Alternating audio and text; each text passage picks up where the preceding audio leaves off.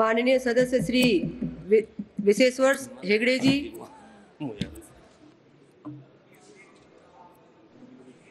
नमस्कार।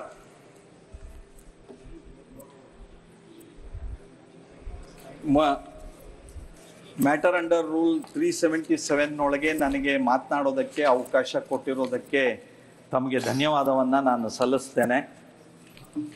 ಕರ್ನಾಟಕ ಇಡೀ ದೇಶದಲ್ಲಿ ಅನೇಕ ಕ್ಷೇತ್ರಗಳಲ್ಲಿ ಬಹಳ ಒಳ್ಳೆಯ ಸಾಧನೆಯನ್ನು ಮಾಡಿರುವಂತಹ ರಾಜ್ಯ. IT BT ವಿಷಯಗಳಲ್ಲಂತೂ ಜಗತ್ತಿನಲ್ಲಿ ಕರ್ನಾಟಕ, ಬೆಂಗಳೂರು ಬಹಳ ಒಂದು ಒಳ್ಳೆಯ ಸಾಧನೆಯನ್ನು ಮಾಡಿದೆ. ನಮ್ಮ ಕರ್ನಾಟಕದಲ್ಲಿರುವಂತಹ ರಾಜ್ಯ ಸರ್ಕಾರ ಈ ಸಂದರ್ಭದಲ್ಲಿ माननीय सदस्यगण से कहना चाहूंगी 377 पर न बोलें, शून्यकाल पर बोलिए. हाँ, शून्यकालದಲ್ಲಿ ನಾನು ಈ ಮಾತನ್ನ ಪ್ರಸ್ತಾಪಿಸೋದಕ್ಕೆ ಬಯಸ್ತಾ ಇದ್ದೇನೆ. ಕರ್ನಾಟಕದಲ್ಲಿರುವಂಥ ರಾಜ್ಯ ಸರ್ಕಾರದಲ್ಲಿ ಆಡಳಿತಾತ್ಮಕವಾದಂತಹ ಅನೇಕ ಸಮಸ್ಯೆಗಳು ನಿರ್ಮಾಣ ಆಗಿದೆ. ಅದರೊಳಗೆ ವಿಶೇಷವಾಗಿ ಅಭಿವೃದ್ಧಿಗೆ ನಿರ್ಲಕ್ಷ್ಯ ಆಗಿರೋದ್ರ ಜೊತೆಯಲ್ಲಿ ಬೇರೆ ಬೇರೆ ಅನೇಕ ವಿಷಯಗಳಿದೆ. ನಾನು ಅದನ್ನು ಈ ಸಂದರ್ಭದಲ್ಲಿ ಪ್ರಸ್ತಾಪಿಸೋದಕ್ಕೆ ಬಯಸೋದಿಲ್ಲ.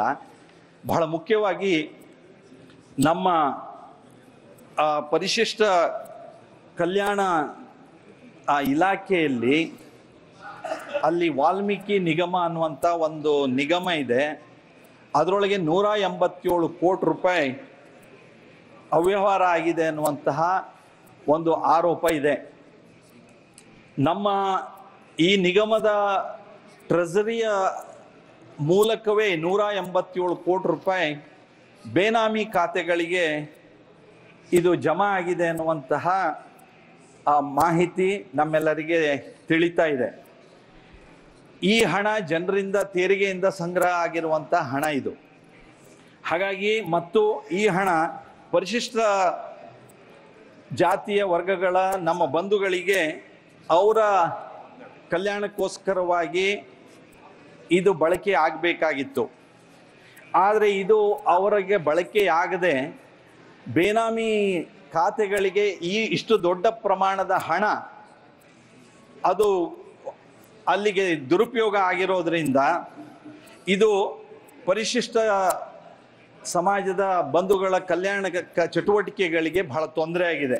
ಆ ಹಿನ್ನೆಲೆಯಲ್ಲಿ ಇದು ಮುಖ್ಯಮಂತ್ರಿಗಳೇ ಸ್ವತಃ ಹಣಕಾಸಿನ ಇಲಾಖೆಯನ್ನು ನೋಡ್ಕೊಳ್ತಾ ಇದ್ದಾರೆ. ಹಾಗಾಗಿ ಇದು ಆಡಳಿತದ ಒಂದು ವ್ಯವಸ್ಥೆಯ ದುರುಪಯೋಗ ಆಗಿದೆ. ಯಾಕೆಂದರೆ ಟ್ರೆಸರಿ ಮೂಲಕವೇ ಇದು ಟ್ರಾನ್ಸ್ಫರ್ ಆಗಿದೆ ಅನ್ನುವಂಥ ಮಾಹಿತಿ ಸರ್ಕಾರವೂ ಇದನ್ನು ಒಪ್ಪಿಕೊಳ್ತಾ ಇದೆ.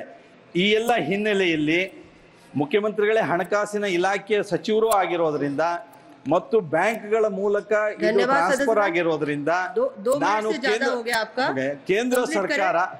ಕೇಂದ್ರ ಸರ್ಕಾರ ಇದನ್ನ ಗಂಭೀರವಾಗಿ ತೆಗೆದುಕೊಂಡು ಇದನ್ನ ಅಲ್ಲಿ ಆಡಳಿತ ಸುಧಾರಣೆ ದೃಷ್ಟಿಯಿಂದ ಸೂಕ್ತ ನಿರ್ದೇಶನವನ್ನು ಕೊಡಬೇಕು ಅಂತ ನಾನು ಆಗ್ರಹಿಸ್ತೇನೆ.